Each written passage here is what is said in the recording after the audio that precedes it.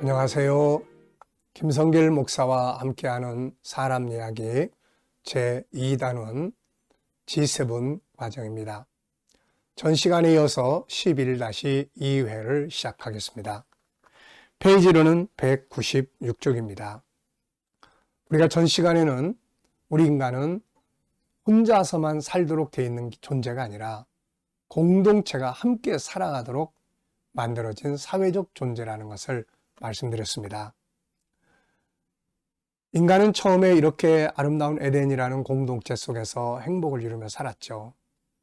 공동체 정신을 이끌어가는 것은 바로 사랑의 질서입니다. 사랑은 나만을 생각하는 정신이 아니라 다른 사람을 배려하고 생각하는 정신이죠. 그런데 인간이 범죄하면서 이게 다 깨져버렸고 인간은 개인주의로 발전하게 왔고 이것 때문에 가정이 고통을 받고 이것 때문에 사회가 고통을 받게 되고 있는 거죠. 이러한 속에서 우리가 아름답고 행복한 삶, 더 나은 삶을 살아가기 위해서는 이 공동체 의식, 정신을 회복해야 되는 거죠. 그래서 이 시간에는 두 번째, 우리 공동체의 정신을 회복하고 성장시키기 위해서는 어떻게 해야 될 것인가? 인간의 내면에는 바로 이 공동체 정신이 들어 있습니다. 사랑받고 싶고 사랑하고 싶고 나만이 아닌 누군가와의 관계를 잘 갖고 싶은 마음이 들어있는 거죠. 그래서 얼마든지 우리는 조금만 배우고 익히고 훈련하면 공동체 정신을 가질 수가 있어요. 성경은 전부가 다 공동체 정신을 가르칩니다. 사랑하라, 희생하라, 봉사하라.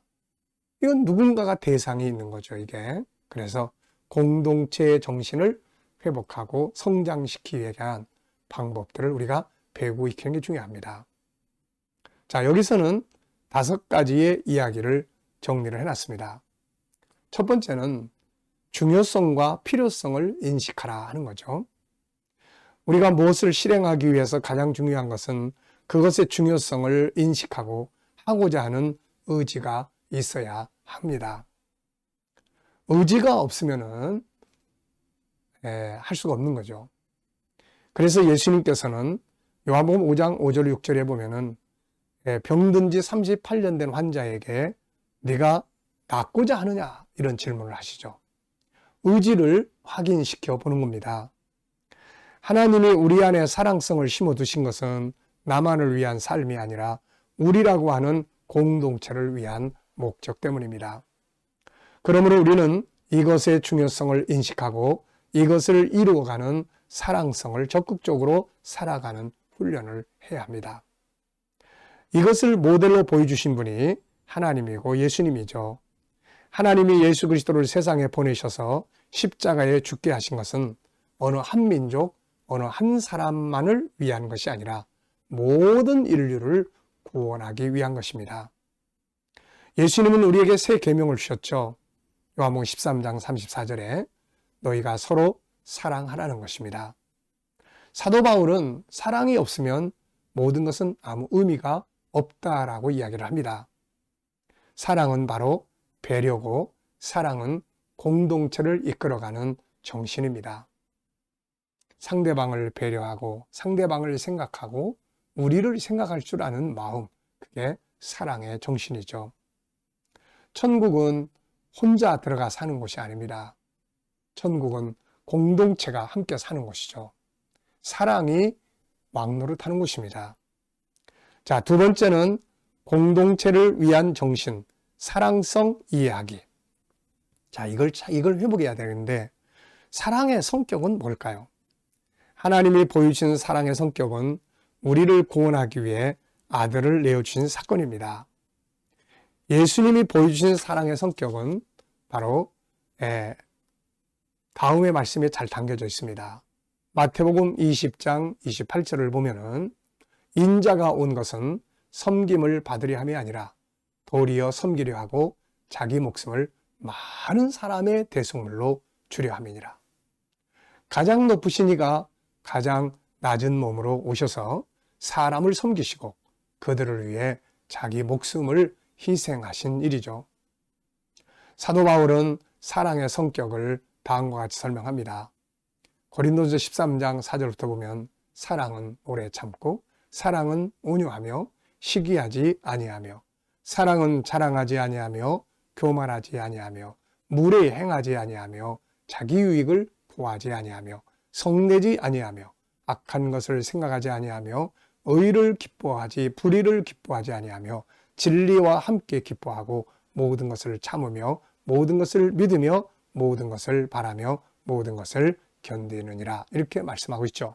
한마디로 말하면 사랑이라는 것은 상대방을 인정하고 배려하는 행동입니다.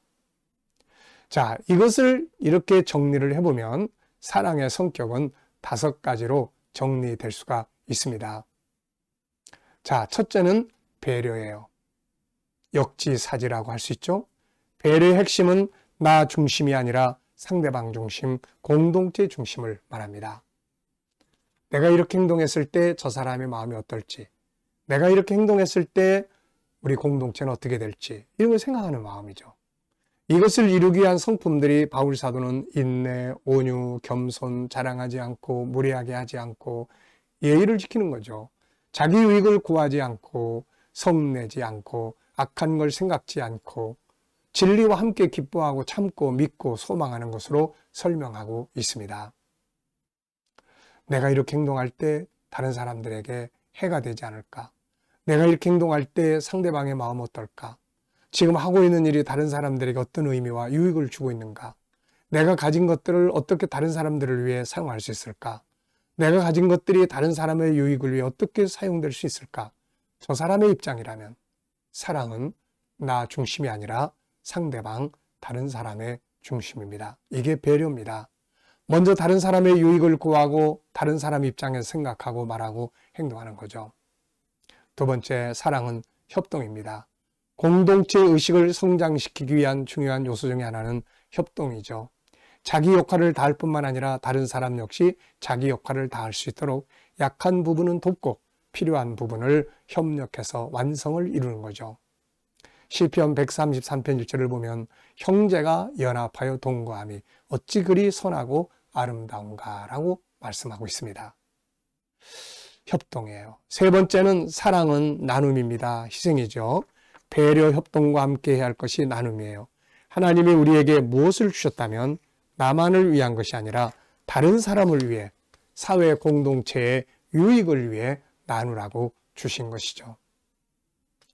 나는 지금 뭘 가지고 있고 이걸 다른 사람의 유익을 위해 어떻게 사용할 수 있는지, 건강, 시간, 재물, 또 재능, 환경 등 많은 것만이 아니라 아주 작은 것에서부터 우리는 공동체를 위해 뭔가 할 수가 있게 되는 거죠.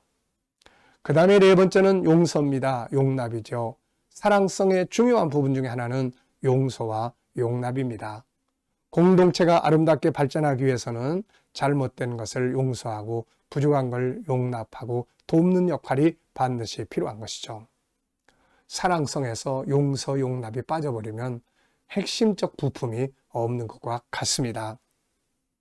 서로를 존중하고 필요를 돕는 것은 사랑성의 중요한 부분이요. 공동체가 함께 살아가고 공존하는데 아주 중요한 요소들이죠. 자, 그리고 다섯 번째는 기다림입니다.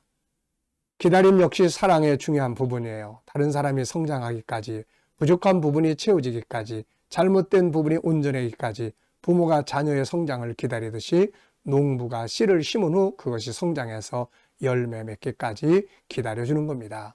그래서 바울 사도는 고린도전서 13장 4절에 사랑은 오래 참고 라는 말씀을 하고 있습니다.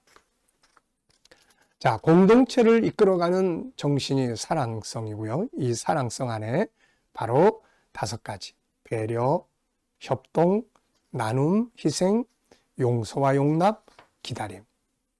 이 5가지가 사랑성의 특징입니다. 우리가 이것을 배우고 익히면서 내가 살아가는 공동체 속에 배려, 그 다음에 또 협동, 그리고 또 용서와 용납, 나눔, 희생, 기다림, 이런 정신을 만들어 가볼 수 있기 바랍니다. 이 시간 말씀 여기서 마치겠습니다. 감사합니다.